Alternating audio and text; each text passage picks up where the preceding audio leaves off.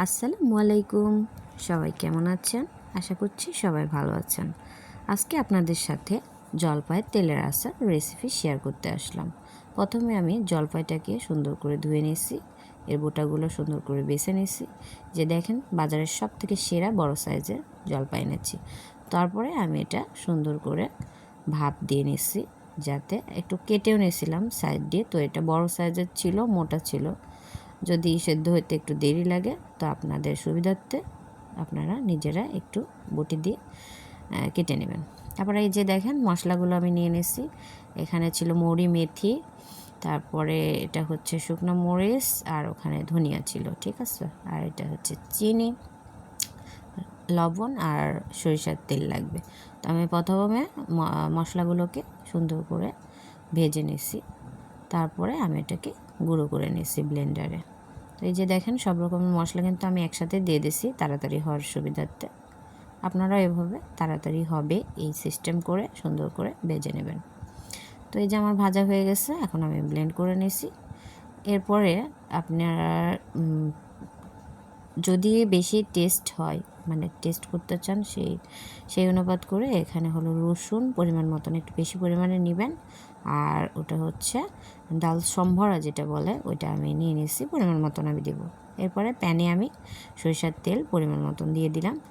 আমি যেহেতু তেলের আচার বানাবো, সো তেলটা আমি বেশি পরিমাণে নিয়ে নিয়েছি। তো আমি এই যে এক এক করে সব জলপাইগুলো দিয়ে দিচ্ছি। এরপরে আমি রসুনগুলো দিয়ে দিলাম। এরপরে 1 টেবিল চামচ পরিমাণে লবণ দিয়ে দিছি। তারপরে আমি পরিমাণ মতন এখানে ডাল সম্ভারাটা দিয়ে নিলাম। দিয়ে আস্তে আস্তে করে আমি জলপাইগুলো নাড়ব। এই যে দেখেন সরিষার তেল মানে কিন্তু একটু বেশি মানে হিট হইলে ওটা একটু ফোলা ফোলা হয়ে যায়। তারপরে আস্তে আস্তে লো হিট দিয়ে আপনারা নিজেদের সুবিধা মতো নেড়ে নেবেন। আমি পরিমাণ মতন এখানে চিনি দিয়ে নিলাম।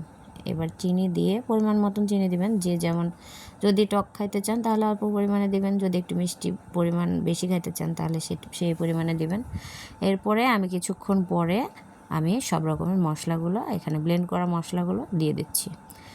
দেওয়ার পরে সুন্দর করে আমি এটা আস্তে আস্তে করে চামচ দিয়ে নেড়ে নেড়ে মিশিয়ে দিলাম।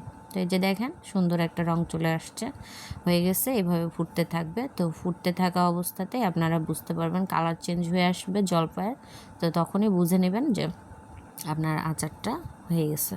তো এই যে যাই হোক, আপনারা যদি আর একটু ভালো মতন করতে চান তাহলে মানে এটা যাতে ঠিক মতন টেক্সচার আসে কিংবা টেস্ট পাইতে চান, তো রোদেও দিতে পারেন, কিংবা আপনারা পরের দিন আবার এটা প্যানে আবার একটু হিট করে নিতে পারেন। এতে করে কি হবে, আমি ওটাই করেছি, যাতে করে জলপাইয়ের ভেতরে সব মশলাগুলো সুন্দরভাবে ঢুকে যায়। ঠিক আছে, এই যে সুন্দর একটা কালার আসছে, দেখেন মাশাল্লাহ হয়ে গেছে। এরপরে আমি বোতলজাত করার জন্য সুন্দর একটা পরিষ্কার বোতল নিয়ে নিয়েছি।